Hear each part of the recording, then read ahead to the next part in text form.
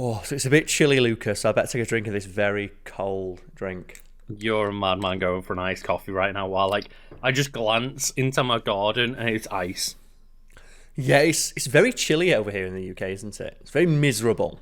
It's got a cold this week, yeah. And do you know what, I think it's going to be quite warming for us, and that will be having a nice, long discussion about a wiki we found on the internet from somewhere or someplace. And people aren't familiar with the format of Wiki Weekdays. First of all, hello. Thank you for tuning in. I am your co-host, Karl Smallwood, joined as always by my other co-host, Lucas Holland. Hi there. I'm eating a biscuit while Karl does an intro. Yes.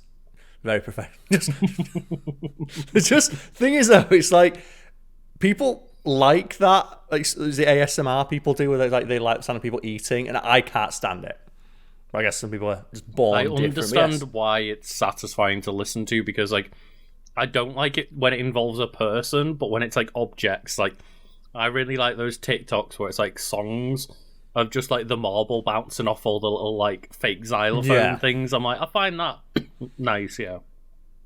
But you can't decide. I say you can't really just pick or choose what it is you like. You like what you like. And in that vein, if you like one of the wikis that we cover this week, let us know in the comments and tell us which wiki won this week. Because we just go out there and we find something random. And what is it you found for us this week, Montfrere? It's very less than random. It is very targeted this week. You try to go for that algorithm. I respect it. I am, of course. And it's about a subject that you enjoy but also don't. This could be a lot of things. Yeah, because you talk about preference and you like the things that you like, and of course, I know that you like the Tekken series, Karl. I love the Tekken series, but I know that there's a character in the Tekken series that you don't like, but other people do a lot. Is this Jin Kazama? It is Jin Kazama. Okay, so that's the thing. I don't mind Jin as a character. Mm-hmm. My problem with Jin as a character is the same problem a lot of series have, where Tekken is an ensemble game. There's a lot of characters, a lot of them very interesting, a lot of them colourful. We talked about King. Mm-hmm. The problem is, Jin is the most boring character. But a lot of people think Jin is the coolest edgelord of all time, because he's he's the young, plucky, edgy kid with the devil gene that takes down his dad and his granddad, and the problem is that the games focus too much on his story. Mm-hmm. And the story of the Mishimas. And it's there's been 7 straight games of telling me the same fucking story. And when I found out that 4 of the Tekken games take place in the space of 6 months, it's they had 4 King of Iron Fist tournaments in 6 months, because 4 Kazuya took over G Corporation, and then Heihachi came back and held another one, and then Jin came in. And then Jin starts World War III, and then he rules an army. And now there's an army run by Jin fighting an army run by Kazuya. And it's why would I root for a character who's actively destroying the world? Law's just trying to feed his family. Yeah, that's the thing, is we'll get into it. And I think, it started off pretty successful as, son hates his dad and tries to kill his dad, gets revenge. And then... Much in the same way Kazuya tries to rebel against Heihachi, but that was Tekken 3. We're in Tekken 8 now. It's been 5 fucking games. When the Tekken franchise started, it was one dude threw his son into a volcano, that's fucked. Son comes back and tries to kill dad.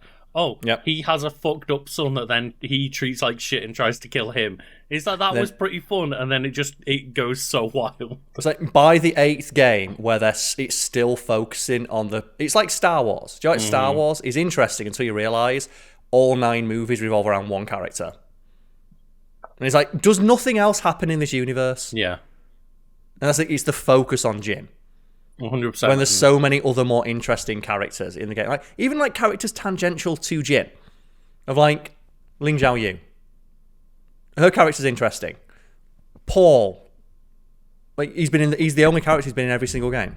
Also, just Kuma. Kuma's right there. Kuma running back. But even if it's an ensemble, it'd be when you play Mortal Kombat. Mm-hmm. If the game just don't you love Scorpion? It's Scorpion's cool. But can we see other characters? Of course you can, yes. Sub-Zero turns up for a little bit. It's it's when you play through the Mortal Kombat 1 story mode, almost all the characters get their own chapter, including the jobber characters, which is nice. And of course the game revolves around... Mortal Kombat in the Dark Times did actually do that with the Mortal Kombat Mythologies Sub-Zero game. Which don't sucks, you just fucking love Sub-Zero though? And it's like, yeah, Sub-Zero's literally the coolest, I Literally. suppose. But like, yeah, I don't want an entire game where I'm just Sub-Zero. Like, I want to play the roster. And that's the problem there, how it's like, it's not that I think Jin's a fine character, it's that the game focuses on him too much. When Tekken has such an interesting and varied mythology with this ensemble cast of cool, fun characters, and they keep fucking doubling down on 3 characters who hate each other, and it's been the same story for 5 games straight. But that's why I thought Jin would be an interesting discussion for this one, because, like, a lot of people are probably going to be like, oh, Tekken 8 looks cool. What the fuck is going on with the story, and what's going on with this Jin dude? And no one cares. And like, I don't care. But I thought it would be a fun, interesting discussion for like catching up people on here a little bit. I can't wait till we get to the bit where we started World War 3. Because I only played Tekken casually, so I don't know about all the bullshit that goes on in like the couple of like the latest games, like all 6 you and need 7. to know, Lucas. Yeah, all you need to know is that almost every main character owns a company. Of course. So Jin owns a company, Kazuya owns a company, Lee owns a company, Lars is the head of like a government agency, so basically a giant corporation. Kuma runs a company. See that I respect. But it's just the idea though of like you're making the main character a dickhead billionaire who kills people. It's like I'm not gonna root for him. Yeah, and Jin Kazama, or Kazuma Jin, is Kazuma Jin. One of the main characters of the Tekken series. He is featured on the cover. He's the only character of the Tekken series you nowadays. He's featured on the cover art for the console version of almost every sequel following his introduction in Tekken 3. Mm-hmm. Yeah. And he has been the main protagonist for the majority of the following entries ever since his debut, and his main motivation has been trying to end the Mishima bloodline to save the world from their evil. And then just smash cut to a picture of Devil Jin. The thing is, as well, Devil Jin, I hate Devil Jin. Devil Jin is so edgy, and the problem is that in gameplay, Devil Jin's really good. And then a lot of people like Tekken because it's edgy, and it's like, whenever I say I don't like Devil Jin, it's like, no, Devil Jin's cool. And just put up a picture of Devil Jin. It's like, he's not cool. He's so edgy. He's so over-designed. Kuma's right there. Yeah. And, like, that's the thing, my experience with fighting against Devil Jin or Devil is just laser eyes, laser eyes, laser eyes. Or electric wing god fist, electric wing god fist, electric wing god fist. Yeah. And that's the problem as well. It's not only is he a really annoying character in terms of his characterization, he's really good. So a lot of people play him, which makes him even more annoying that you're losing to a character I hate. But Karl, fair play to Jin in one aspect because he's got some band names. He's got some, like, tell me about, 'cause that's the thing about Tekken as well. Like, Joe, they've been doing the intros of, like, when they come up, like, when they, like, Lee Chao Lan's dropped yesterday, the silver haired demon. Yeah. And they brought back his voice actor. Joe, like, he's proper loud, like, what? Oh, he does, like, he does, like, Silver Fang. They brought the voice actor back in to do all his battle cries again. It's like, yes. So tell me his band names. His full name is Jin Kazama, but he's also known as Devil Jin. Of course, which is a different part of his personality. Yeah. Lightning of Fate. That's a good one. Yeah. And then that's a strong one. In line with that fatal lightning.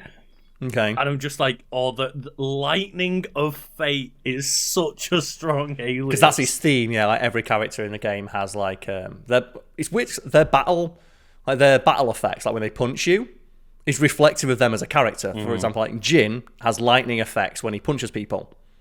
Yes, yeah, true. Which is like, but like Jun, when she's come back now, she has like ravens. Oh, ravens, like okay. Yeah, ravens. Like, specifically, it's like this kind of like raven from Japanese mythology. It has like 3 eyes or 3 legs, I think. Where it's like that's from Game of Thrones, right? The 3-eyed raven. There's a link to Unknown. Right. Okay. And then like King has like big like explosion. It's great. Every character's it's fun. And then the rest of them are just the Child of Destiny, respect, Destroyer of Worlds. What a main character. Can't wait to root for him. What a good guy. And then another one that I like, Pitch Black Wings. Okay, they're good, but will they ever top Kings of Anger of Beast? He's too strong. Anger of Beast is just too fucking strong. And that is one thing that, you know, as we cover Tekken characters over whenever we do, like, the band names are there for Tekken, like, so Anger of Beast. Oh, God. anger. It's just so good. The thing is, like, Tekken is such a mismatched series where, like, some of it is so cool and some of it they just don't know where to stop. Some of it is so lame. Like, everything to do with the Mishima bloodline. Heihachi Kazuya, fine. It's when you get to Jin, and then you start getting to the Tekken kids, like Lars. And everyone's like, don't you think Lars is cool? And they try to make him into like a fucking anime character. And it's like, no, he's so lame because he's trying so hard. Mm-hmm. That's the problem. It's like, they try so hard to make him look cool that it's like Hwoarang. Hwoarang looks awesome right up until they put him in like the Emperor outfit with an eye patch. And it's like, no! It's like Hwoarang was really cool when he was just like a young martial kid artist in a gi, and like that was all he needed. Oh, his biker look, like, you know, bike. That's okay. Up and down. We already had biker look, but yeah, it was still on the more acceptable side.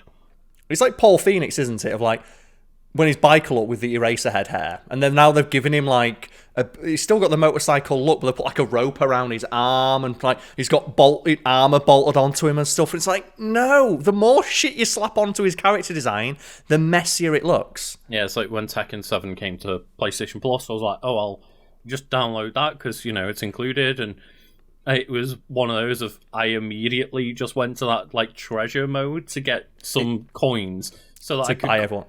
I could like almost uncustomize all the characters because they've got so much going on. They're just so busy. Mm-hmm. And the only one it makes sense for is King, because he comes in wearing his like it's his ring entrance attire. Yeah. And I wish there was an option to have it in the intro and then take it off for the fight. Yeah, and like the thing is, yeah, there's a lot of base character designs that I think are very, very strong in Tekken, and even back to like Tekken 3 with Jin, like that was a cool look. Yeah, just the pants. Yeah. There's this like in character design theory. There's this like I'm probably going to butcher it here, but it's like the simpler a character is, usually the better. And sorry, it's not. It's not that simple. A good character design, the way I've heard it described is one that a 5-year-old could draw and an adult would recognize. So a good idea for character design in fighting games: Ryu, white gi, red headband, done. And obviously, Ryu's one of the earliest to do that, so you can't really make if you put a character just in a white gi with a white gi, you'd think it'd look like Ryu. So you do. I understand it in that sense. However, of like there's already a character who looks like this, so we can't. Even in Street Fighter, there are other like Ryu likes, like Ken and Dan and Makoto, and they all have distinguishable aspects to their character design, but they keep it simple. Yeah, and then in Tekken, like, you know, when you had Jin, when he had like the white pants with like the black flames, which is reminiscent of Jun's design, where it's like the white with the black accents. And then Kazuya with his colour scheme being purple, and he's like his bright purple suit. That pimp suit is so cool. Yeah, but then like they just keep adding, and like the more crap you bolt onto it, the less visually it's less. They don't cut as like distinct a silhouette. Like if you like saw like a character if you saw Paul Phoenix in like his biker outfit, the Eraserhead in silhouette, you'd know that's Paul Phoenix. Because of the hair. But with his latest design, would you know that character from silhouette? Probably would you know not. that's Paul Phoenix? No. And especially the fact that his most distinguishable feature is his hair, and it got taken away from him. Yeah. And it's like, I think that's the second time they've done that with Paul, right? And it's like, it's just, no, keep that stupid haircut. It looks stupid, but it looks like Paul. Yeah. And I've always loved as well that like they have an entire arc about that where like Paul lets his hair down when he becomes after Tekken 3, where Tekken 3, Paul beats Ogre.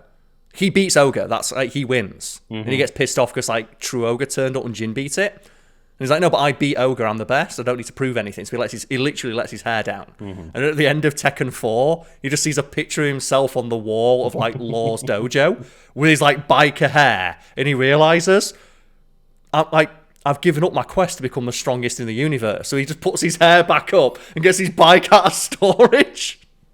He's like, and then they've done it again.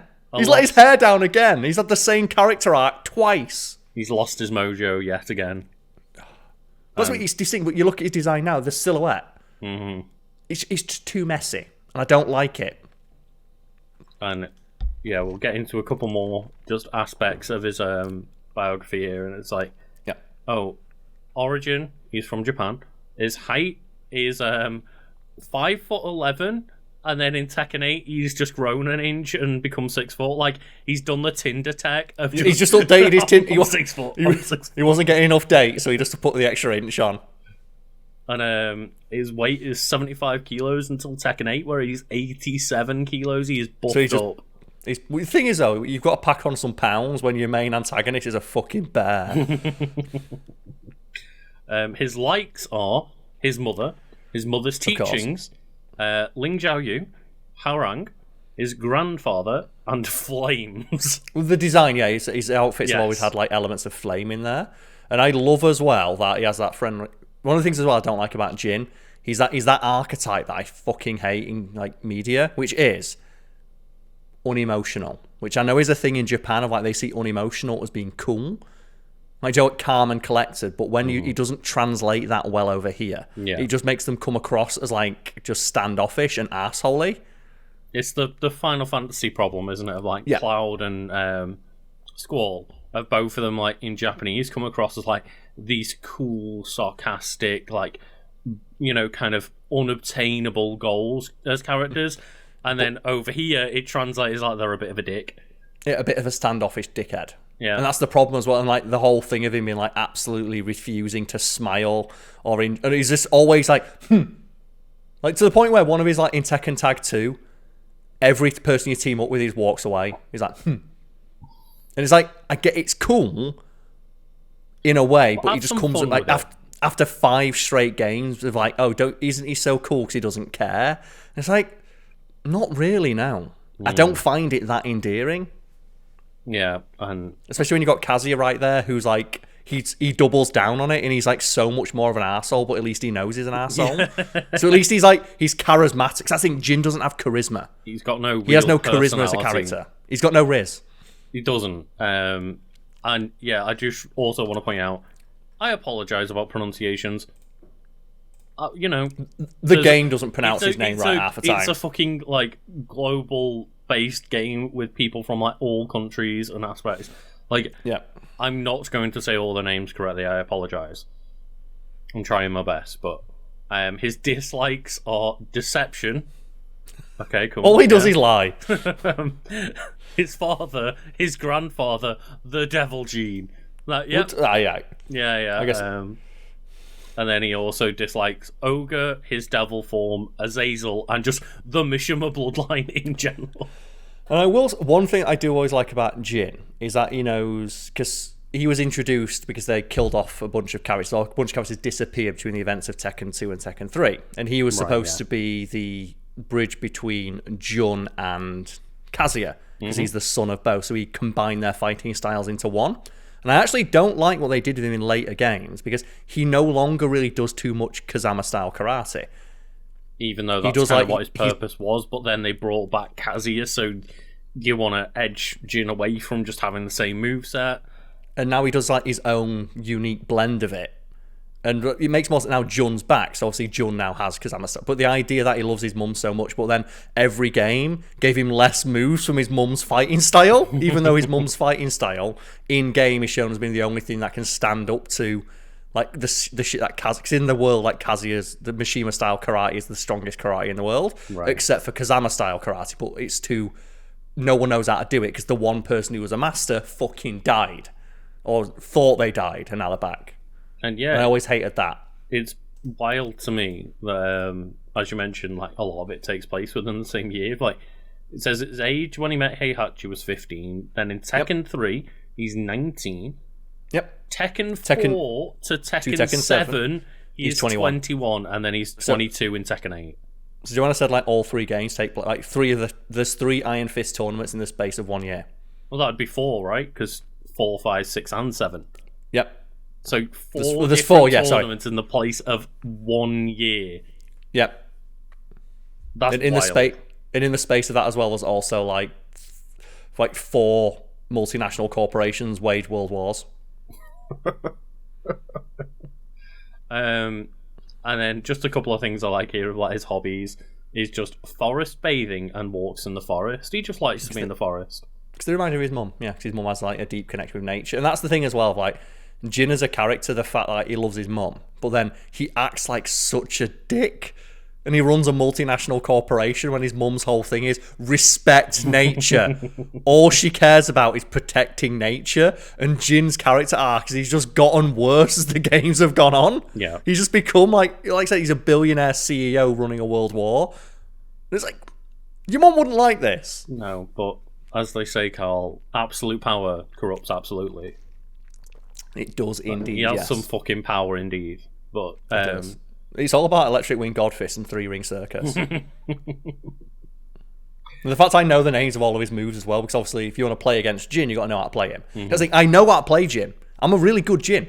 But I only learned to play him so I can fucking counter the shit he does. Yeah, It's so powerful. everyone online fucking plays Jin. Three Ring Circus, which is where he does his back fist and the low kick. Because Right. it's a medium then a low. And it's built in. And it's pretty much, it's almost unpunishable online. And it's so strong.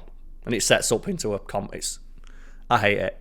Well, moving on from that, we won't get too much into the actual story. competitive side of it because, like, you know, It's more. We could get into that. It's like I love Tekken. I would much rather talk about any other character. I know you would, but I know that, like, for a lot of people going into Tekken 8, it's like, who the fuck is this Jin guy? Because he's the main protagonist. He's of, on the like, box, the yeah. series, yeah. Except for like one of the games where he was the antagonist, which I thought was a nice twist. Mm-hmm. They make him the antagonist because he's evil. Is but that then where they made introduce Lars and he's the good guy? Yeah. And that was the problem of the person they introduced as the protagonist was Lars, and he's even worse. He's just so lame. He's so lame. And yeah, just a little bit of his biography here. Tell me a little bit, yeah. Jin Kazama is the son of Jun Kazama and Kazuya Mishima.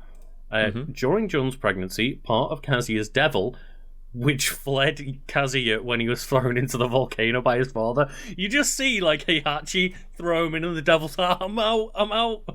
Just fucks off. I like the idea as well. It was never actually said how they fell in love. And for years it was suggested, and like that Kazuya may have sexually assaulted Jun. Mm-hmm. And that because she disappeared after the second game. So did Kazuya kill Jun? And they've never actually explained what went on with those two. I wonder whether they don't seem like a good match. So the devil attempted to possess Jin, who inherited his father's devil gene. Jun managed to fight the devil off and hold it at bay throughout her pregnancy and Jin's childhood.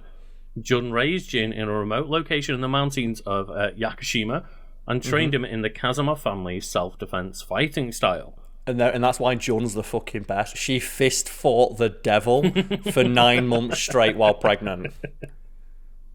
And throughout his entire childhood as well. Yeah. That's the thing. They have like flashbacks in some of the games and stuff like while he was a kid, Jun was just fist fighting the devil every other week. But not again. Oh, and then when Jin was 15 years old, Jun sensed the approach of great evil.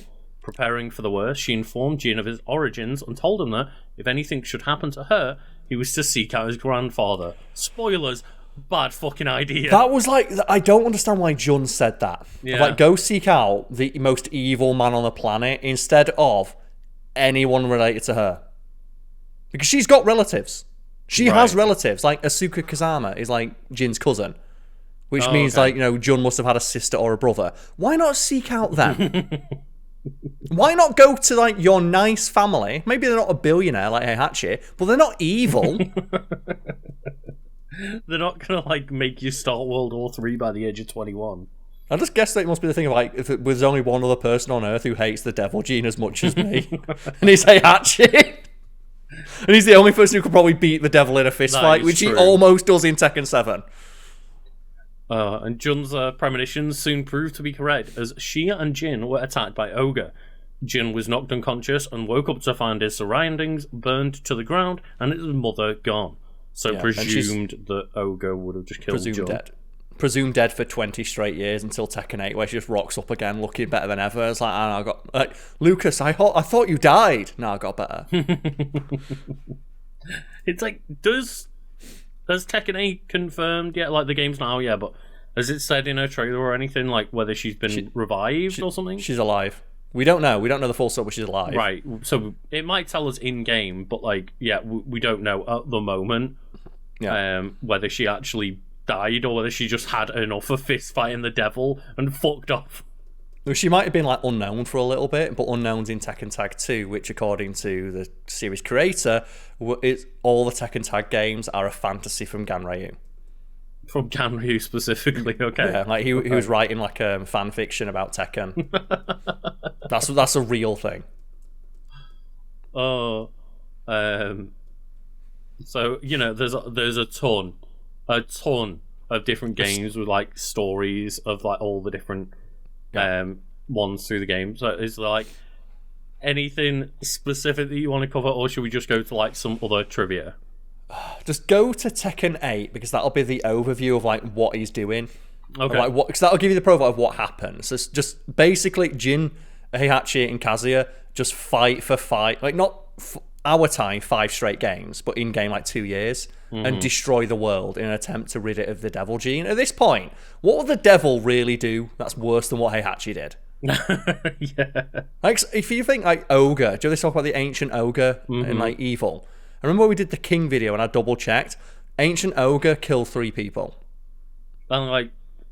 And one of them came back. Bloodline has destroyed the world, yeah, basically. Like Jin personally, like through commanding his armies, has killed more people than Ogre, Ancient Ogre, and the Devil have all combined. Like he's killed more people than the thing he's trying to stop. Yeah, but Karl, it'll all be worth it in the end. All of those deaths, they will have had meaning. He can rule over the ashes. Let's go. Oh, so the official website profile for Tekken 8, despising the cursed blood that ran through his veins, Jin Kazama sought to bring an end to the evil bloodline. Sorry, to the devil bloodline. It may as well be the same thing, but very different. Yeah. He joined forces with Lars Alexanderson, and together... that's gonna be so lame! Yeah. And together they prepared to commence Operation Lightning, a plan to eliminate the other bearer of the devil gene, Kazuya Mishima. Jin has once plunged the world into chaos in order to resurrect Azazel, the devil gene's progenitor. Yeah, so that's the thing. Like, so the reason I talk about Jin starting World War 3 is he brought back this ancient evil called Azazel in like Tekken 5. And that's why Lars tries to kill him, because he tries to bring back the progenitor of the devil gene to kill it, inadvertently starting World War 3. But it's okay because Jin feels really bad about it. And that's what I said. He's killed more people than the thing he's trying to stop. Yeah, it said his plan was to permanently extinguish the devil gene by defeating Azazel once and for all, even if it cost him his own life. He did manage to defeat Azazel, but he lost consciousness and fell into a deep sleep. And it wasn't that deep a sleep because he's right back to it. It's like, yeah, during his absence, G Corporation, led by Kazuya, took over the world by force. Several months later, Jin finally regained consciousness. His deadly struggle with Azazel had, of course, taught him control over his inner devil power. Yep. Jin then swore to end Kazuya's reign of terror in order to atone for the war and destruction he had caused. And that's the thing, he caused. Yeah. That is direct confirm in the game. He caused all, and that's why it's like the more they try and frame him as a protagonist, the more I get annoyed by it. Of like, he caused World War 3. He's killed millions of people. Yes. But it's like, don't worry, he felt real bad for it. He's gonna right his wrongs, Karl. What's that thing they see? Is it like that screenshot from that screen cap from the manga of like Naruto, where that guy, he shows you all the evil things that he did, and then it just shows him apologizing, saying, "Yeah, my bad." It's like we were discussing the show Echo the other day, and like just in general, the Ronin character of like, yeah, do you remember when like Hawkeye spent 5 years as a murderer and then just took his mask off and went, "Oh, I'm really sorry, guys." Yeah, and everyone was like just cool with it. And that's the problem. Like, he's killed so many people. It's like and that's the problem. Like from Tekken 3, fine. Like, you know, you reset him a timeline, new character. He looks exactly the same as Kazuya, but he's his son, whatever. Tekken 4, okay, he's starting to like become evil, edgy. He's got the devil gene. Fine, Kazuya did that. Tekken 5, oh, he released the ancient evil that's going to destroy the world. Oh, Tekken 6, oh, he's the CEO of a company. Tekken 7, and it's like... That's the real question, isn't it? Is what was the most evil action that he did?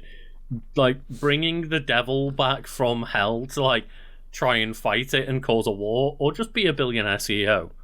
Both. Which is both more at the same time. inhumane and horrible. So I hope the story of Tekken 8 is Jun just comes in and slaps his shit for 4 hours straight. To be fair to him, though, his first response can be, "Why the fuck did you send me to Heihachi of all people?" I just want Jun to come in and do 3-ring circus over and over again. How do you like it? She just starts doing her own electric wind god fist. she learned a new form. So we'll just move on to a couple of pieces of trivia for the character of Jin. While the character Jin was being created, the staff really emphasised that they wanted a misfortunate character for their future games. As if, like, Kazuya as a child getting thrown into a volcano wasn't misfortunate enough.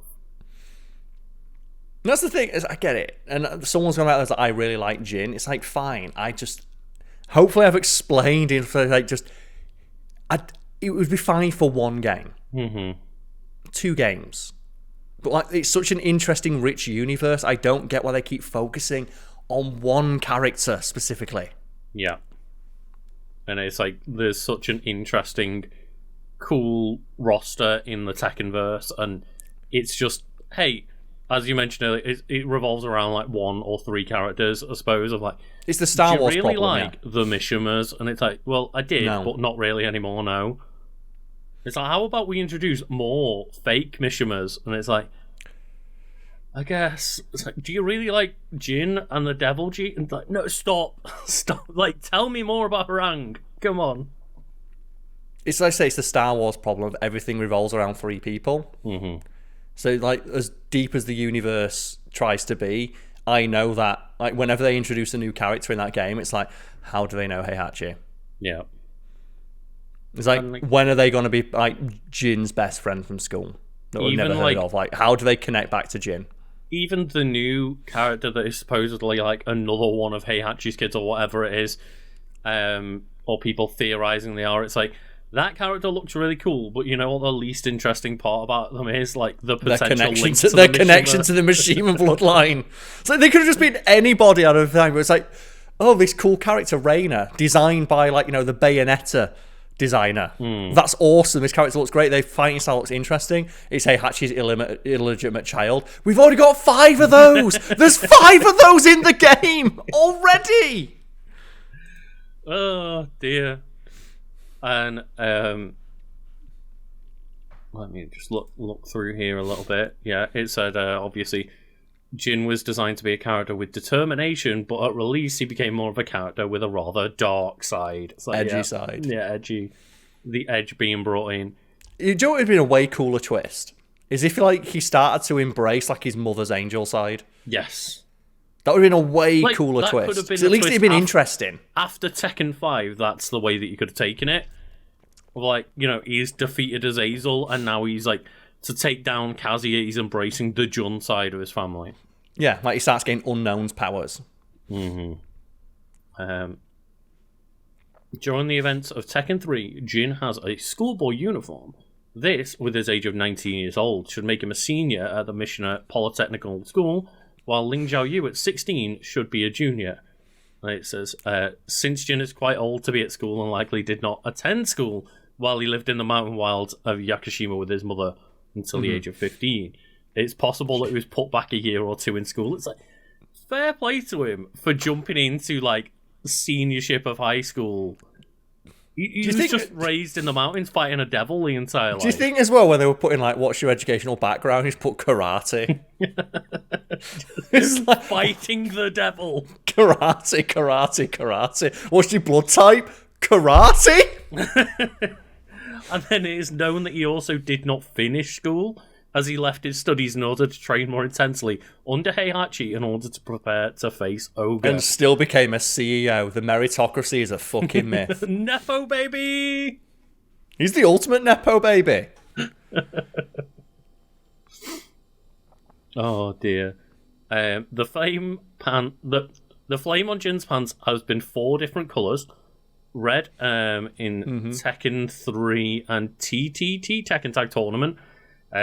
Tekken 5, DR, TK7, teal, white, and blue. And it's like the colour of his gauntlets matching the flame in each of his appearances. And I don't really like that because I think it's one of those, maybe for optional colours, like you could have differences, but his colour scheme to me is always black and white. In terms of character design, it makes way more sense for him to have like one specific colour scheme. Yeah, and that's the thing as well. His design has never been consistent either. Mm-hmm. And you think a main character should have a consistent design, but he hasn't. He hasn't had a consistent design. He's had a classic outfit, but he's never had a consistent design. Like Kazuya has always rocked that purple suit. Mm-hmm. He's never took that shit off. Heihachi has always had the tiger on the back of his gi, like the tiger theming with his gi. Like King has always worn some variation of like a wrestling outfit with that jaguar mask. Paul's always had like the dirty gi with the eraser head hair, except for a couple of appearances. Law has always had like his chef's outfit. It's just why it really upsets me that like they swing so wildly with character redesigns all of the time, and it almost never pays off when it comes to Tekken. Yep. The only character that really works for his characters like King. Well, he's a wrestler, so of course he's going to he's going to update his design for the ring. That's literally what wrestlers do. They update their gimmicks all the time, yeah. Or Yoshimitsu, where they always just go so fucking wild either way. Where it's been established that Yoshimitsu has never had the same design. Yeah, I like that because Yoshimitsu's design is that he doesn't have a design. Yes. Whereas like everyone else, like you can do that with one character. That works with one person, but you don't do that with the entire roster. Or like Nina always has like a battle suit, but because she's like a femme fatale, she always has elements of the femme fatale. Like in the last game, she had the bride outfit from Kill Bill. Or Anna, being a fashionista, always has like a cool ass dress. Mm-hmm. Or Harang, he always wears his gi, but then because he's a biker, he has like elements of his, but until he became like just an emperor for some reason. And I really wouldn't mind it if those were the optional outfits, but the canonical ones stayed the same. Yeah. But just to finish up here, Harada, the creator of Tekken, if people don't know, Harada stated that unlike Heihachi and Kazuya, who had gourmet taste for food, Jin was never food educated by his mother, so has no taste. Jin apparently said his mother's cooking was so bad, he used to kill the ingredients twice over.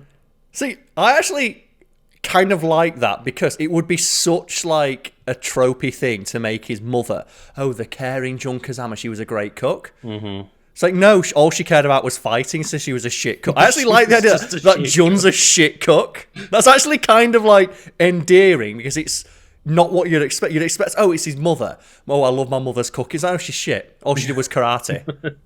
She's really good at killing things, including food. I actually kind of like that as a thing because it's so unexpected. You'd expect like obviously the motherly caring role. Of course, she's good at all of like the domestic tasks. It was like no, she's terrible at it. I bet she's messy as well. But it's like I bet she's got a cupboard full of carrier bags and everything. She just fucking lives in the mountains fighting a devil. She ain't got time to learn cooking skills. Oh, but yeah, that was a brief overview of Jin, the character. We could have talked about Yoshimitsu. We could have. I would have loved to talk about Lucas. His nickname is the Mecha Space Ninja. This is why I wanted to quantify why I'm talking about Jin, is because for the release of Tekken 8, and Jin is the protagonist of the series, and it makes a lot more sense to talk about the protagonist so people can get a bit of an overview to jump into Tekken 8 to kind of understand maybe a little bit about Jin and who they are. But the one for me is always if anyone says that Jin's their favourite character, I always just go, do you also like vanilla ice cream? No, they like dark, edgy ice cream, Karl. It's the thing. It's he's the protagonist. He's designed to be cool. Mm-hmm. Yeah, and it's I just feel like it's a bit too try hard for our liking. It's with such an eclectic cast of characters, especially when as well, not mechanically, he's so similar to Kazuya, who I said he leans into being an arsehole. Mm-hmm. And Heihachi, who's just old man who headbutts people.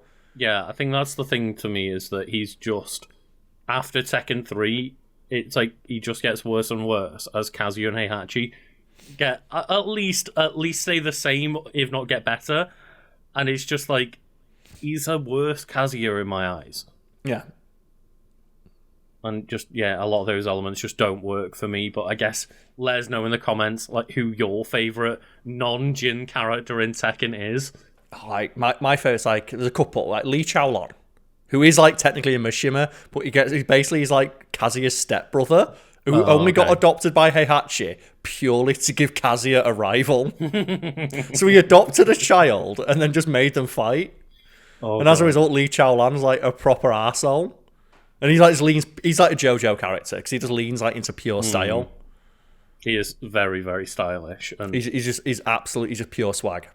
Like that's I've mentioned before that I really like Harang, and just there's so many cool characters from like the new one as well, Tekken 8. Like, it seems as though they've done a really good job with the few characters that they have introduced into this one. Yeah, that's the game's got so many interesting, fun characters, and like from a gameplay perspective, my favorite is always going to be like Yoshimitsu because he's so weird. Yeah, and I've always loved his voice. Like the soy, like he's so good. He has the same voice lines in every game, and like Indian stance, the fact he can fly around and like the sword. Yes, yeah. And the fact that he's got the rivalry with Brian Fury. People love Brian Fury. He's just a robot. He's just Robot Man. Wait, Brian Fury is a robot as well? Yeah, he lost his arm. Like, his backstory. That's it. How much more interesting is that? He lost his arm, and then he makes Dr. Boskanovich give him a new one. Yeah. And that's why Yoshimitsu fucking hates Brian. Because basically, Brian came in and kicked the shit out of Dr. Boskanovich, who saved Yoshimitsu's life. Okay. So Yoshimitsu's like, why did you give a robot arm to a criminal? And he's like, well, he's threatened to kill me. He's like, I must get him. And then, I just thought he was like some psycho dude. He is. Yeah. And he makes Dr. Boskanovich give him like a robot arm and a heart. Oh, so he's a cyborg. Yeah. And then you have like the Jack line. Yeah, that's really cool. Jack 1 through like 8. And like where Jack is like a robot that's gaining sentience. Have you seen Tekken 2? Jack's story is there's a little girl on a battlefield who Jack saves. And that little girl becomes like a researcher for the G Corporation purely because she's trying to find the bug in the code that made that Jack go haywire. And made it break its programming. So her goal is to try and find like whatever it was in the code for Jack that made it have that spark of sentience. To essentially save him, yeah. Yeah, and that's why she keeps improving the Jack model. And every time she makes a new one, she's trying to find, like, where is the spark of humanity that was in that original Jack that I saw that saved my life? And that's such an interesting backstory, and it's never talked about in the main game. Oh, is it not? No, it's only in, like, the if you do Jack's storylines, which aren't canon. Oh, I see what you mean. I thought you meant, like, it was never mentioned in-game kind of thing. No, I was like, it is, but not in the mainline game, not in, like, the yeah. main story. But isn't that a fascinating concept? And so many of the Tekken characters have really cool stories and backstories and, endings and things that just get glossed over because Jin's got to fight Kazuya again. So never forget that Paul's stated goal is to be the strongest in the universe. And he means that literally, because in one of his endings, there's an alien invasion, and the government calls Paul to fight the aliens. Because then he says, I can now finally say I'm the strongest in the universe because I've beaten aliens. That's the thing. He's the one who defeated Ogre. He beat Ogre, but he didn't beat True Ogre. No. Because Jin turned up afterwards and killed it, and Paul's just super salty about it into the sky. Yeah. It's like, Here's the 3-ring circus. Over and over. That is the scariest move. I'll never stop. But yeah, it's one of those things of, I thought it would be a good character to try and introduce people into Tekken 8 because it's just coming out. But we can talk about more fun and more interesting Tekken characters in the future. There's so many more. Every character except Jin. The only character who's not as interesting is Lars, because Lars was literally invented to be Jin but cooler. Mm-hmm. Which makes him less cool inherently. Yeah, it's that thing about the cooler you try to make the characters. That's the thing. It's why Law and Paul are so cool, because they're so lame. Mm-hmm. But yeah, we'll get on to what Wiki you have brought us in a moment, but I do just need to take a quick break. No problem. Back in a sec. Thank you for just taking a quick break with us there. And Karl, we of course just have to do a little bit of quick housekeeping as usual, just before we get into your Wiki. And I guess, to start with, I will just promote my Twitch page as usual. It's Legend of Kanto. normally stream Monday, Tuesday, and Thursday most weeks, apart from this week where I'm off for my birthday. But yeah, I'd go live 10 p.m. UK time, doing Mass Effect on Mondays, Zelda game on Tuesdays, Pokemon game on Thursdays. But hell, goddamn yes. Carl, speaking of birthdays, you've got a birthday stream that you're going to be doing coming up, right? Yes, so that'll be next week from the day this is recorded and goes live, so February 2nd. Yeah, so it'll be like just over a week from when this podcast goes live. Mm-hmm. It'll be February 2nd, 8 p.m, around then, going live for my birthday, getting a few drinks in. Lucas may make an appearance, Brad Nisha may make an appearance, just like be on camera, and I think we're going out the next day. So it's like, isn't it a bit sad to be alone on your birthday? It's like, well, it's a Friday and no one wants to go out on a Friday. Not when you're in your 30s anyway. So I'll be going for a quiet drink with friends the day after, and all throughout the week I'm seeing people. I'm going home to see my mum on like the Thursday. I'm seeing my dad on the Tuesday for a meal. I'm meeting a friend on a Wednesday. It's like my week is very full. It'd be nice to sit down, play a video game, have a beer. Yeah, and you can accompany Carl on his birthday and maybe even give him like a little nice birthday sub or something like that, just as a little welcome to the age of 33. Yeah. And yeah, that'll just be over at twitch.tv/CarlsWood. But yeah, going right back into the actual podcast here, Carl. Yes. What wiki have you brought for us this week? Well, I've similarly picked a character who's the main character of a series who the more you watch it and the longer it goes on, the more of an arsehole you realise that they are. And they are a British institution, and there has been a lot of speculation over who's going to play this character next in recent months. With those things, Lucas, can you guess who we're talking about? Are we talking about James Bond? We're talking about James Bond. Yeah. So specifically James Bond, the literary character, because the movie canon is a little messed up, but the literary canon is more defined. Right, yeah. And it's a bit all over the place with, like, obviously all the different actor changes and stuff, and then they've, like, for example, I think Casino Royale's been made twice into a movie now and stuff like that, yeah. And the fact they've never done the fan theory people have had for literally decades now of make James Bond a codename. Because canonically, every James Bond movie is the same James Bond. It's like, it can't be though. Yeah. And like the newest ones are like with Daniel Craig, they're like soft reboots, but still they're technically the same story. It's like, there's two options. Make it Mad Max, where Mad Max is this weird like mythology, like, sorry, not... Mad Max is like a mythology where the character of Mad Max does exist, but the character in the movies might not be the Mad Max. Mad Max is like a wasteland folk tale. And that's why like people don't know that about Mad Max. Because when you say that, like, no, it's not. And he goes, no, it is. That's what like oh God, I forget the names. Guys, that George. It's his George name something. Who did Mad Luke? I'll look it up. Double while you check. Keep going. Trying to remember. You keep going. You keep going. But anyway, Mad Max, the films, like they're basically folk tales that people tell. So like, think of like Mad Max as like Bigfoot, where people tell stories over a fire of like that time Mad Max did this.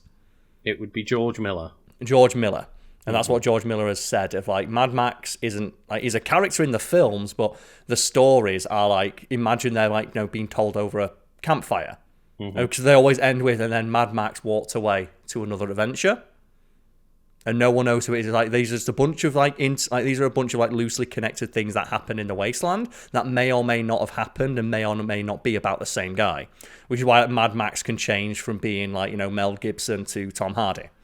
Yeah, it's just like there is a tale about this dude in the wilderness that did something incredible. And we assume that it's all Mad Max, or we attribute it all to Mad Max, but it could just be a bunch of different people. Yeah, and similarly, like James Bond could be that of these are all like legendary tales about this supposed famed spy that we don't know if they're accurate or not, or they could be exaggerated, it could be the same guy, it could not be, or make James Bond a code name that when James Bond retires, a new James Bond, a new 007 comes in. Yeah, because that's the thing, all you need to say is that 007 is a rank that gets passed on from agent to agent, and the alias that they go by is James Bond. James Bond. And the fact they've never... And it makes so much sense, right? And there's been a bunch of stuff of like fan theories where they, like, for example, in one of the James Bond movies, James Bond gets married. Right. Okay. But then they say that his wife died. And then in the next film, it's a new actor. And it's like, oh, so that James Bond retired out of grief. Mm-hmm. And it's like, no, it's still the same guy. And he's sleeping with women again. It's like, And okay, so also which makes way less sense. Like the canon that the movie's established makes less sense than the fan theory. yeah, and the fact that the movies have been going since what, like the 60s? The 60s, so like James Bond should be 70. Yeah, James Bond has been an active agent, like thwarting people since the 60s and is still ongoing. But then they also have, like, they replaced the actor for M, and M is a code name. Yes, yeah, and Q. And Q. They're code names, but James Bond, and it's like, just make it a code name. But I think it's the thing of, they don't want to do that because, remember last week we talked about the Wachowskis not wanting to confirm. I feel like if they confirm it, they don't want to do that because it makes too much sense. And they'd have to admit that they ripped it off of, like, you know, fan theories instead of it being their idea. Yeah. And it's just, it can be an adaptation. It doesn't need to be that, well, James Bond in the book is the same guy, so this one is. But just, that's always baffled me how they've never said that. Either, like, you know, these are tall tales about an agent that, you know, you just say, we attribute it to James Bond. Who's James Bond? We don't know. Because it's like secret government agency. Mm-hmm. Now, these could have been like the actions of like 15 different men, but we credit it to James Bond. Do you know, like when directors don't want to direct a movie, they say Alan Smithy? Because they don't want them. I wasn't aware of that, but yeah. It's the thing in movie, if you don't want to... A thing that you can do is if you don't want your name attached to a project in Hollywood, you can just credit it to Alan Smithy. And it's a pseudonym directors use when they're embarrassed or they don't think their name, the work they did is enough. Like, say if there was like multiple directors or what have you. Mm-hmm. Make it a similar thing like James Bond. It's just like, you know, a name that they attribute to secret undercover agents. Well, like, yeah, that's the thing. It makes perfect sense because it's MI5. It's like literally meant to be a secret and they don't want to let people know who that character is. And then you go to Skyfall and it turns out that James Bond is James Bond's real name. Yeah. It's like, so he's a spy, but he's spying and telling people his real name?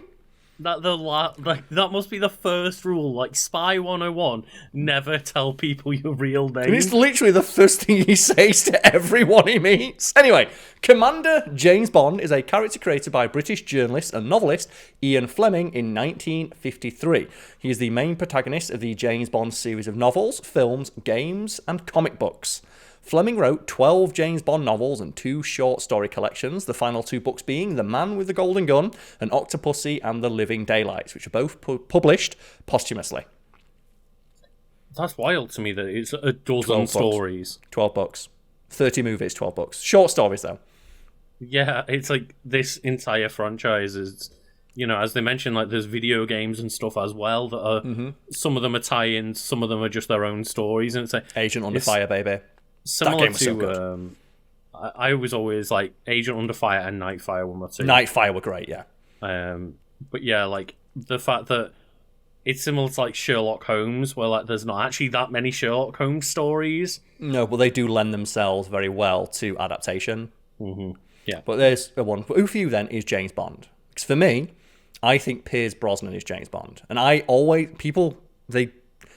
there's a lot of criticism about James Bond, like Pierce Brosnan James Bond, because they say it was too goofy. So I like that. I like the goofiness because they're more elevated. It's like this heightened version of reality where silly things happen, which makes the movies just like fun romps as opposed to like Daniel Craig Bond, where it's like, I don't really want to see James Bond getting his testicles annihilated by a thick piece of rope.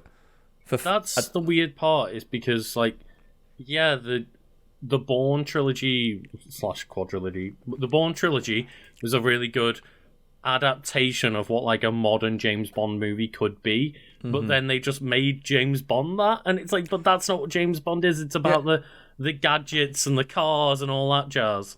The goofy gadgets, yeah. Yeah. So what about you? Like, who's your Bond? Because I always say it's Pierce Brosnan. That's the thing, is it's probably just Pierce Brosnan in the sense of like, that's who my James Bond was growing up, but to be honest, when someone says just James Bond right now, I just imagine Daniel Craig because he's the one that's the James Bond right now. I remember, though, I had a conversation about this with an old girlfriend of mine. Because we were talking about like James Bond as this like British cultural institution because she was American. And she like just said something quite poignant that I'd never considered from the perspective of a woman before. And it was like, Pierce Brosnan is the best Bond because he's the only one you look at and you can believe that he'd be able to sleep with all those women. That is true, yeah. Because, like, you know, people say Sean Connery Bond was really attractive. He was, but he was an arsehole. He was a misogynist. Like, Daniel Craig Bond is, like, attractive, but he's, like, a bit too rough. Whereas Pierce Brosnan Bond, he has the swagger, the confidence, and just he's just so handsome. Like, you can believe that man could pull any woman he wanted to. Yeah, that's the thing is, I think Daniel Craig physically has, like, the body for it. Like, he's very attractive in that, like, swimsuit scene in Casino Royale. Course, like, yes. Of course, people saw that one shot and were like, "Oh my god, Daniel Craig!" But he doesn't have the charm. He doesn't have the riz. He doesn't have that, and like Pierce Brosnan Bond does. Yeah. Pierce Brosnan Bond is, like, you know, just the smooth talking, like, secret agent. But speaking of which, the character is a Secret Service agent, codename 007, residing in London but active internationally. Bond was a composite character based on a number of commandos whom Fleming knew personally during his own service in the Naval Intelligence Division during the Second World War, whom Fleming added his own style and a number of his own tastes too, which includes things like him being a raging misogynist and racist, which we'll get to in a moment. Because remember, he wrote these books in the 50s. That is, like, really funny to me, though, of, like, even the actual character James Bond is based off multiple people. Mm-hmm. It's like, when we were talking earlier about it being just a code name, it's like, James Bond is literally multiple people. He's a composite character, but his name is said to have been taken from an American ornithologist of the same name called James Bond. And the stated reason why is Fleming thought it sounded like the most mundane, boring name possible, which would be a great name for a spy. It's unassuming enough where you're not going to think about it, but it's simple and short enough where you would remember it. You'd remember it as like a name of a character in a book, but if you met a person called James Bond in real life, you wouldn't think too much of it, thus allowing them to blend in. It's not an overly, like, spectacular or memorable name. It's only memorable because it's an iconic character. Yeah, Bond has a number of consistent character traits which run throughout the books and indeed all material in which he appears, including an enjoyment of cars, a love of food, drink and sex, and an average intake of 60 cigarettes per day. Jeez, that's how you know he's a character from the 50s as well. Lucas, he's so cool because he smokes. 60 a day? Lucas, isn't smoking cool? Isn't smoking the coolest thing? Isn't it so cool? Need to do? They need to make him a vapor in the new one. That would be, speaking of lame, that would be, if James Bond vexed.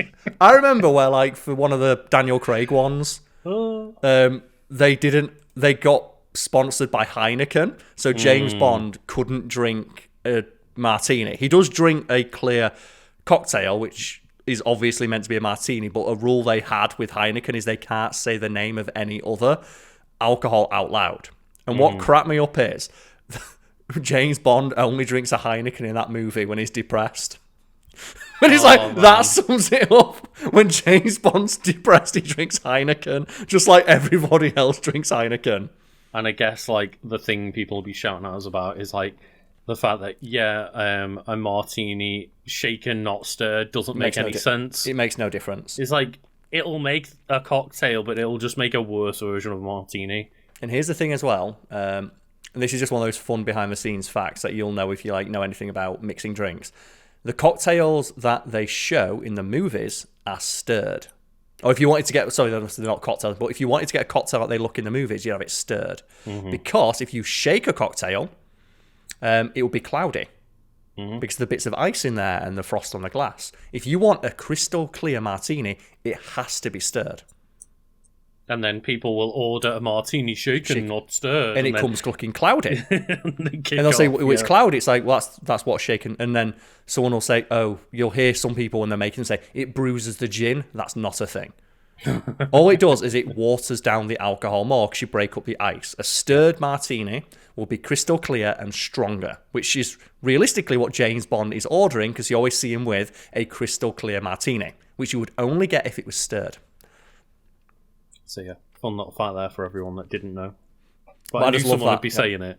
Yeah, and I think as well in the books that he doesn't technically drink a martini. He drinks his own version of it, which we'll get to. So, characterization. Appearance. Facially, Bond resembles composer, singer, and actor Hoagy Carmichael. And I'll send you a picture of Hoagy Carmichael. Okay. I'm just going to say, Lucas, do you think this man could bag Michelle Yeoh? Not really, no. There we go. And that's why he's Pierce Brosnan. He's a pretty like average looking skinny male. Like, But the thing is, though, back in the 50s, people thought that looked cool. yeah. So facially, Bond resembles Hoagie Carmichael. In Casino Royale, Vesper Lynn remarks that Bond rather reminds me of Hoagie Carmichael, but there is something cold and ruthless. Likewise, in Moonraker, Special Branch Officer Gala Brand thinks that Bond is certainly good looking, rather like Hoagie Carmichael. Did Ian Fleming just really like this Hoagie guy? The thing is, you look at him though, and just Hoagie Carmichael looks like a news reporter. And the thing is, he's probably about 40 in that picture, but he looks 50 because he smokes. Mm-hmm. Yeah. He's like, the picture that you showed me, at least, he's just a very unassuming looking guy. Yep, that was attractive back in the day. And then others, such as journalist Ben McIntyre, have identified aspects of Fleming's own looks in his description of Bond. Which is like, basically, James Bond is Ian Fleming's self-insert. Like, he basically wrote 12 pages of self-insert fan fiction about the coolest man with the biggest dick who looks exactly like him, who bags all the girls and saves the day. It was a bit like when we discussed Reacher, wasn't it? Yep. I'm like, oh yeah, I just so happen to be like this big 6'5" dude that like everyone looks at, just like Reacher is. Like, got it. Like, thing is though, Reacher would kick the fuck out of James Bond. In the novels, notably from Russia with Love, Bond's physical description has generally been quite consistent. A slim build with a scar on his right cheek, blue eyes, and a cruel mouth, short black hair. He's described as being exactly 6 foot in height and about 76 kilos in weight. So yeah, not too far off an average man's build. Which that's the thing, is that the point of James Bond to be a spy is he should be unassuming. Mm-hmm. He needs to be so unassuming that he could blend in, but not so... It's like, there's a great David Mitchell quote about it, of like, the problem with spies is that they try to blend in too much, which makes them ironically stand out. Mm-hmm. It's like, the example he uses, a grey suit and tie, where it's so nondescript and unassuming that it becomes noteworthy. It's so unnoteworthy that it becomes noteworthy.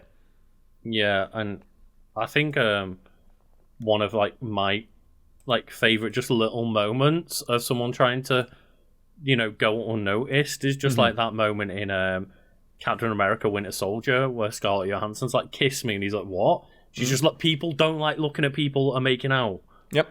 It's just like, that's a way to blend in, is look like you're making like a standout scene that people don't want to look towards. I've always loved that idea though of like, we need to blend in, just put a baseball cap on and pull it really far down. That looks so much more suspicious. I've watched Hot Fuzz.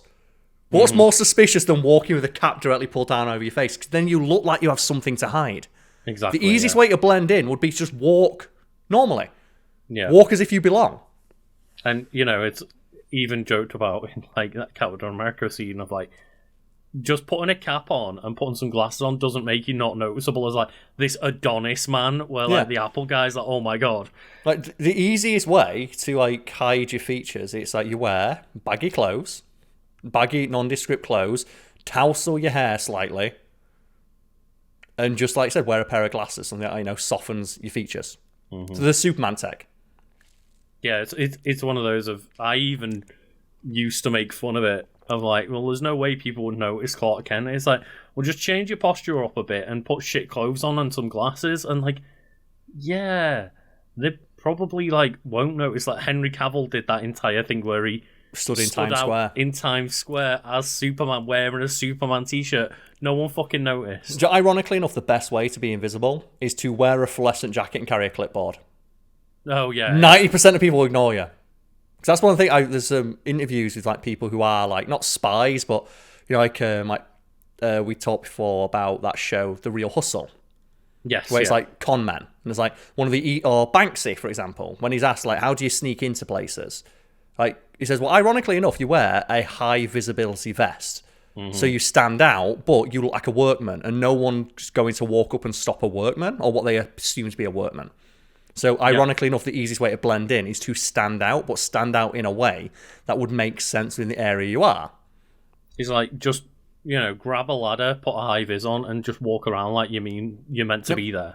But, speaking of meaning to be like personal life, Bond lives in a flat on King's Road in Chelsea. Continuation authors John Pearson and William Boyd both identify the location as Wellington Square.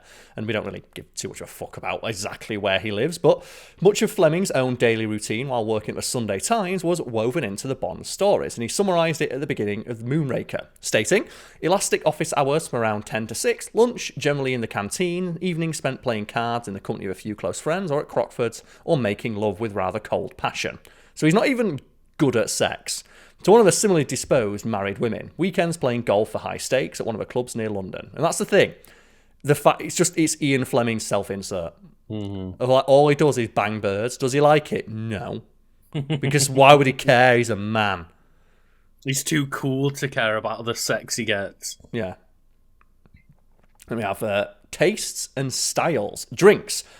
Perhaps one of them. But the first thing when you say James Bond, shaken not stirred. So, biographer of Ian Fleming, Andrew Lysett, noted that within the first few pages of Casino Royale, Ian had introduced most of Bond's idiosyncrasies and trademarks, which included his looks, his Bentley, and his smoking and drinking habits. The full details of Bond's martini were kept secret until Chapter 7 of the book, and Bond eventually names it the Vesper, after love interest Vesper Lynd. So people say that this is one of those classic pub quiz questions of what is Bond's signature drink, which most people ask a martini, shaken, not stirred.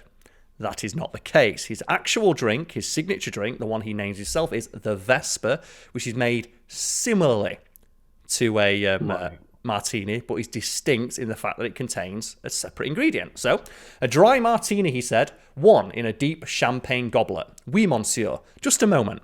3 measures of Gordon's, 1 of vodka, half a measure of Quina Lillet. Shake it very well until it's ice cold, and then add a large, thin slice of lemon peel. Got it? Certainly, monsieur.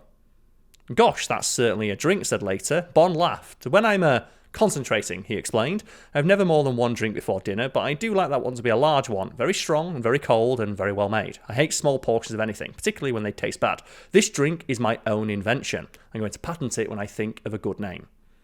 So it's made similarly to a dry martini, but it's customised to Bond's own tastes, and that's the addition of Quina Lillet, which is a French liqueur, I believe, which is very difficult to get hold of nowadays. It's just not popular.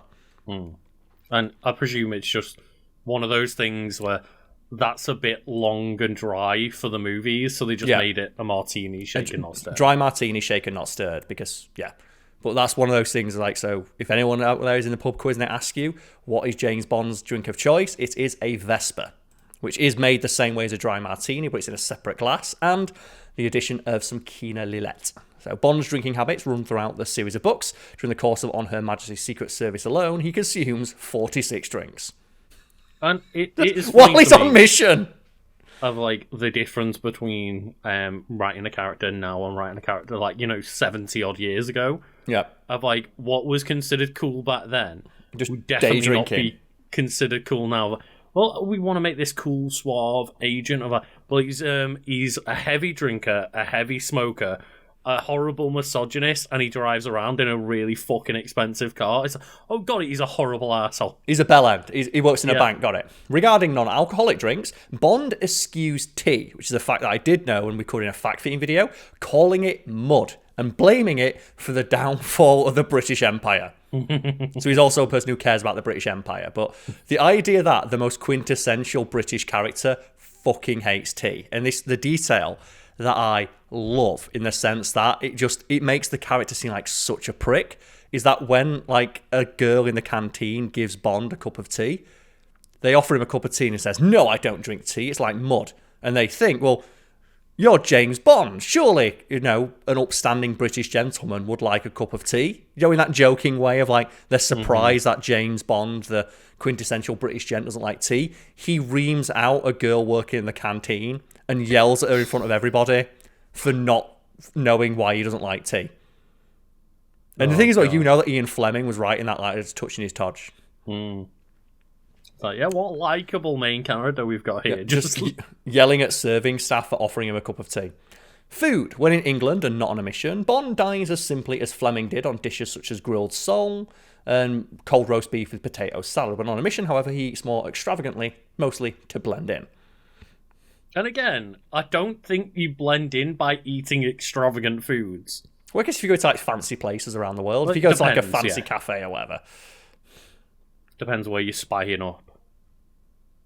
And then we have smoking. Bond is a heavy smoker, at one point smoking upwards of 70 cigarettes per day. Jesus Christ. Bond has his cigarettes custom made by Morland of Grosvenor Street, mixing Balkan and Turkish tobacco and having a higher nicotine content than average.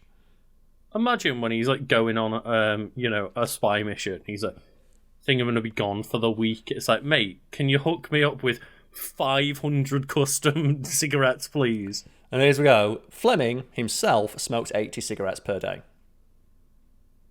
Told you, he's just Fleming's self-insert. Yeah, when I think of, if someone had asked me, like, what would you consider a heavy smoker? I'd be like, 20 a day. That's a packet. That's a packet of cigarettes. A 20 pack a day, that's pretty heavy smoker. It's like my mum and dad. My mum still smokes, but has now managed to cut down. She has 5 a day. My mum and dad, at their peak, would have 1 packet per day, so 20 a day habit. Mm-hmm. And I would say, like, they had, it's not an excuse, but they both had incredibly high-pressure jobs.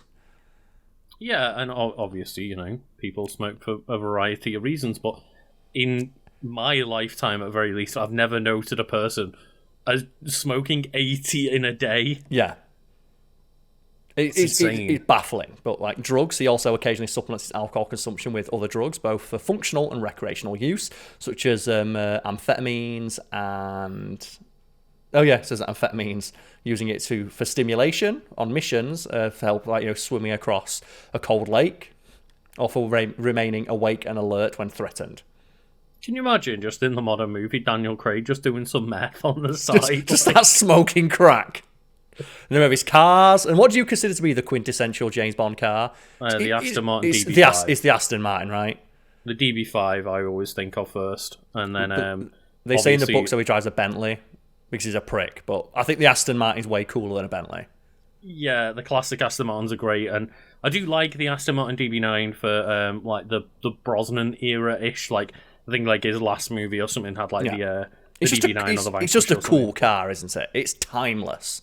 I just think of like, it's got to be that Aston Martin, like classic Aston Martin with like a fucking rocket stuck in the headlight or something like that. But they say that in the books, he almost exclusively drives Bentleys. Mm-hmm.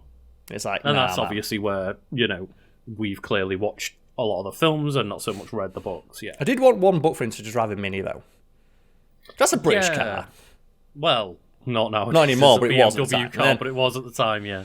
Then we have attitudes. According to academic Jeremy Black, Bond is written as a complex character, even though he was also the voice of many of Fleming's own prejudices. As mentioned multiple times, he was just Fleming's self-insert of like, it's the coolest guy in the world.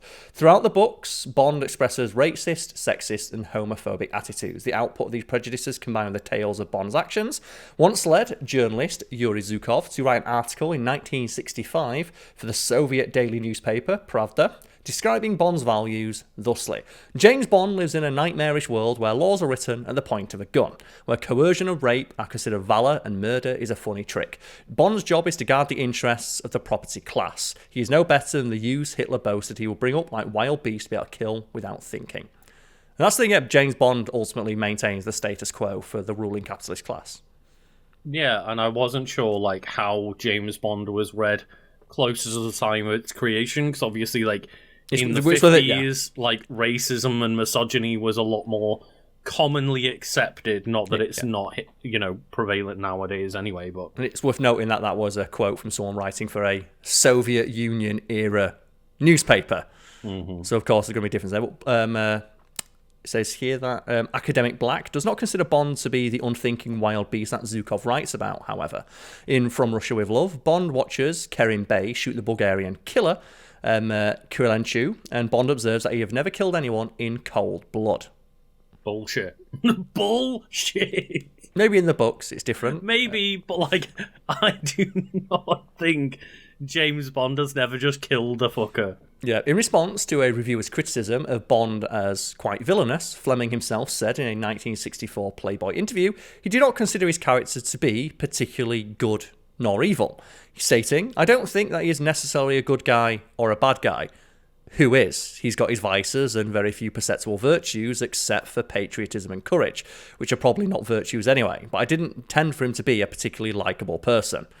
A fun thing to say about your self-insert, but the idea that, yeah, James Bond's not supposed to be likeable.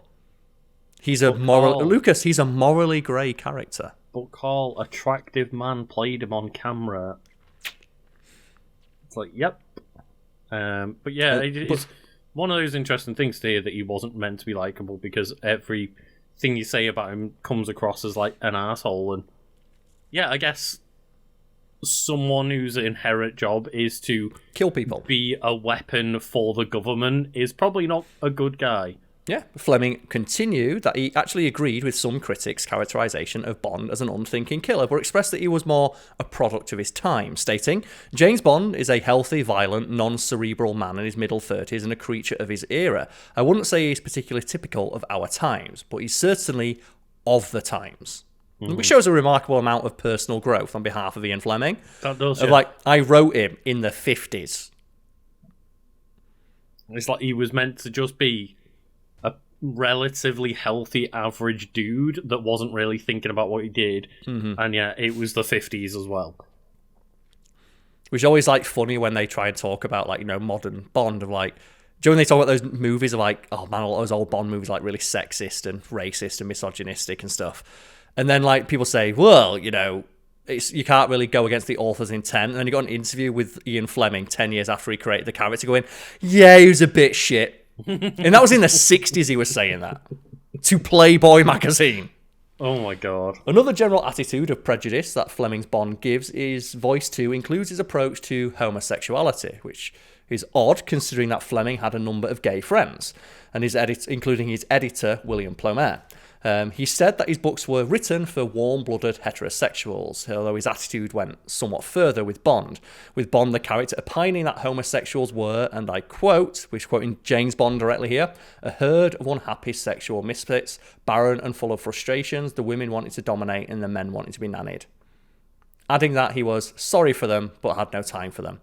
And don't forget as well that there's a James Bond moment where he does that thing, one of the possibly the most offensive things people say about gay women. James Bond fucks a lesbian straight. Oh. And that's in one of the movies. Man. Yeah. Oh, wow. Oh. Yeah. All of that is pretty fucking rough. Which is weird. That's the thing. It's like, but as Fleming himself would know, James Bond is a complex character. Like, you know, he does undeniably good quote-unquote good things because he saves the world, but a person who's willing to make those choices is not necessarily going to be the best adjusted person. Like, they're going to have some sociopathic tendencies in there where he doesn't really give a fuck about anybody else, and he's a product of the times. Yeah. But I just thought that'd be an interesting discussion, because, you know, like James Bond, like we've got Daniel Craig, he's coming back for one more movie, right? Is he? I don't know. Why does he keep doing it? He doesn't seemingly like it. He hates being James Bond, but he loves the money, I suppose. He does, yeah. I guess to end on, like, knock him. Is there anyone you would like to see play James Bond? Because there's only, like, James Bond is like, there's not many characters like James Bond, I suppose, right? The only real criteria for playing James Bond is they have to be British. Yeah. And a couple of ones that I know Idris Elba was being floated around for a while, but Idris Elba's way too old. Yeah, I was he's like nearly 50 now. Maybe 10, 15 years ago, they could have done that, but Idris Elba's too old. I think, like, yeah, maybe now more modern Bond anyway, because obviously a lot of the older Bonds were older, but they're looking for more of, like, an action star that they can set up for 10 to 15 years worth of movies. Like, yeah, it probably should start with a bit of a younger actor at this point. So James Bond is similar to, like, comic book movie-wise, because that's the best example to use, is someone like Professor X, where Professor X realistically just needs to be bald and a good orator. That's why we said, like, before he unfortunately passed away, Lance Reddick would have made a great Professor X, because he's bald and he has that very authoritative voice. He has great presence. Likewise for, like, Magneto, like, it's important, you know, has to have presence, charisma, and a great. And that's why we said Giancarlo Esposito.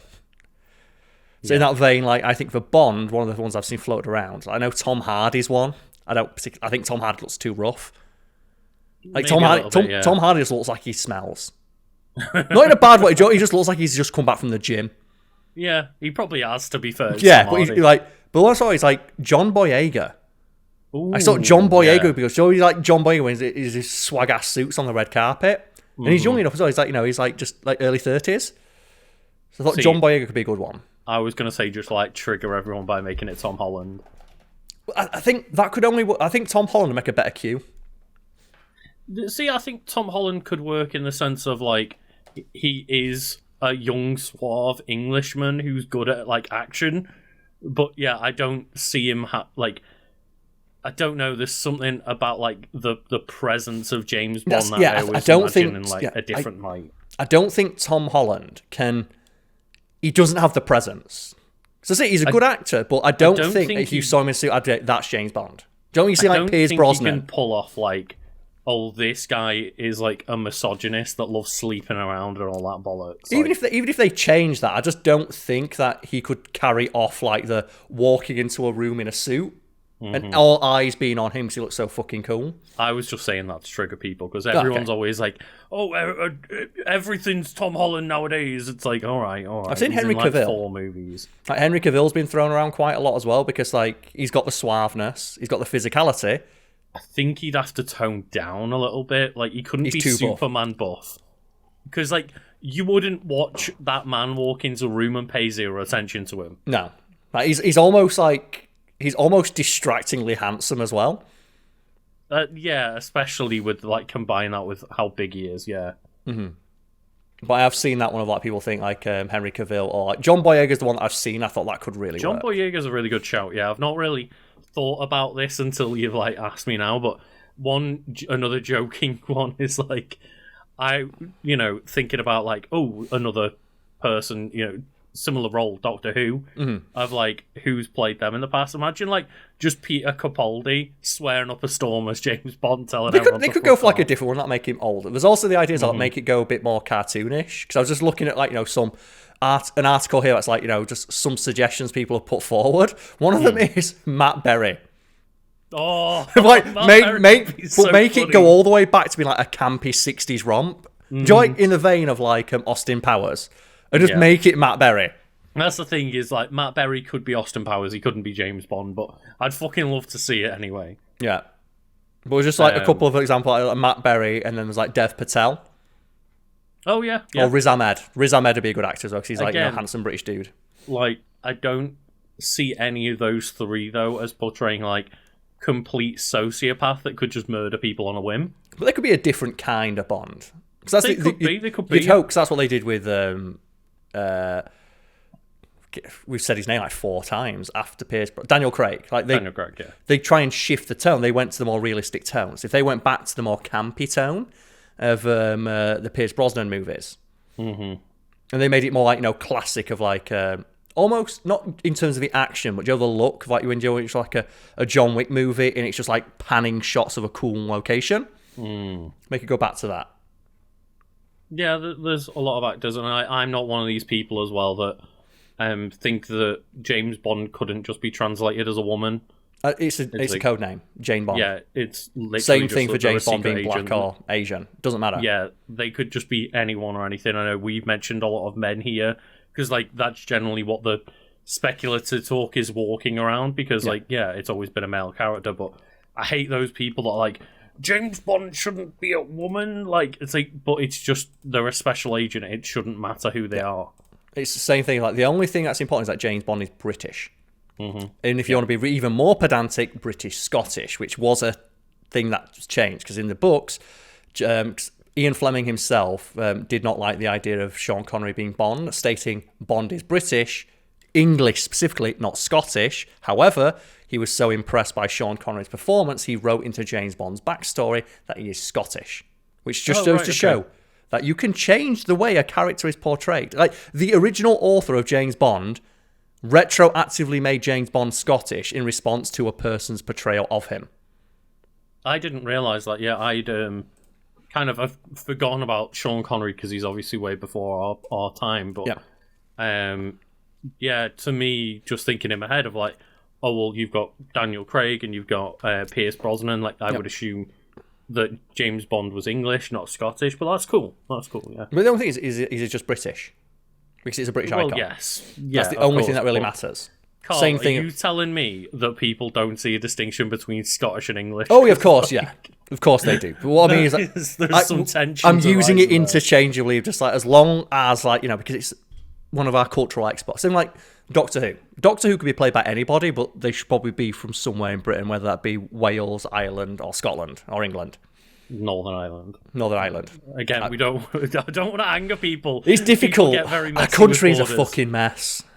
Yeah, or not our countries, Carl, or like what is like I don't even know what it's classified as, like or combinations of countries and islands, and the difference between fucking Britain, Great Britain, United Kingdom, and all this bollocks. Yeah. And there's just It's a one lot last of complicated mess. There is just one last one I'd like to suggest, because that's like just an example. I thought Will Poulter.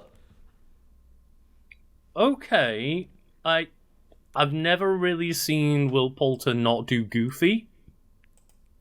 But you've seen him now when he's like fucking stacked Will Poulter. But the moment he's like, he got jacked, but he's still playing a super goofy character. He could be Goofy Bond now, I feel. I don't feel like you can make him goofy.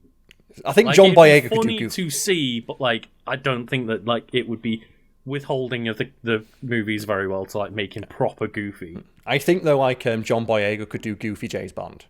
I think John Boyega could do serious Bond. You could do both, but I feel like Joe like the Pierce Brosnan tone with like laser beams and shit, and like 100%. flying invisible cars. Yeah, And he's got a lot of charisma. We talk about charisma. Like, I think John Boyega has a lot of natural charisma. He does. And that's the thing, though. I see a bit of a distinction between, like, the camp elements of James Bond in, like, the Brosnan stuff. And, like, it's not goofy, but it is a bit campy. Yeah. I don't want it, like, full-on silly goofball, like, fucking Adam Austin Warlock Powers. style and Austin Powers and all this, yeah. I would love it if it did, though. That'd be fun. But again, we've got Austin Powers. Like, you could just do a parody movie of it or something. Mm-hmm. But it would be nice to have, like, you know, sharks in tanks and laser beams and stuff again. I definitely want it to be more fun than the Daniel Craig movies. I watch James Bond movies and he's just like... The description I've heard is like, watching some of them makes you feel like you've got the flu. Jokes about, like, gritty and dirty they are. Yeah, I watched Skyfall, and then whatever came after Skyfall, I started and never finished that movie. I turned it off. And, like, yeah, it's just... It's not interesting. It's not. Yeah, it's trying to be something else. Like, it's... At first it was trying to be Bond. And then, like, the action wasn't... Like, the action's not as good as... Oh, sorry, Bond was trying to be Bourne. It's like, but the action's not as good as Jason Bourne. Well, I mean... The action in the Bourne movies hasn't held up particularly well. Or the fight scenes haven't, anyway. Well, at least the fight scene, it's that weird shaky cam stuff, wasn't it? Which was kind of overused. Hasn't aged great. But I still will give it props that Jason Bourne feels like more of a threat than James Bond does. Because Jason Bourne kills a man with a magazine. James Bond could not beat someone with a magazine. Like, it definitely did that grounded, gritty, realistic style a lot better than the Daniel Craig movies have translated it to. Yeah. And that's the thing, because they try to do the gritty, grounded stuff, but then also have, like, the big, massive, like, the vast vistas of him, like, walking through these cool locations. Like, well, this is a perfect opportunity to introduce an invisible car. It is. And, like, cool laser beams. Bring back the laser watch. The laser watch was the best. Just bring back all that bullshit. Yeah. And make the villains have superpowers again. No, yeah. I remember in, like, one of the Pierce Brosnan movies, like, the villain's power was that he couldn't feel pain. Oh, yeah, I think that was Die Another Day, right? Because, like, he'd had diamonds exploded into his face so he doesn't feel pain anymore. Yeah. Or when he was fighting, like, in the 60s where he's fighting Jaws and Oddjob. Yeah. And bring shit like that back. Just don't bring back, like, all the horrible racism and misogyny, please. No. Just please. the cool gadgets and silliness. Just the cool gadgets and the interesting villains. Bring those back. Leave all the sexist and misogynist stuff back. Leave that back in the 60s where it belongs. Yeah, please. So, yeah. Welcome to the week where we just discussed assholes as protagonists. That's the thing. James Bond has the potential. Like, that's the thing. There's probably some problematic elements with Pierce Brosnan and Bond. I'm sure. But just I haven't watched them in ages. Yeah. But just the way that Pierce Brosnan played the character was just so charming. And then I watched like the old ones with like the James Bond movie. They go to Japan, and just the way they talk about Japanese people, and it's like fucking hell. Or like even the Daniel Craig one, where he rescues like the woman from being sex trafficked, and then has sex with her in the shower as she's crying and what. And it's like, who wrote this?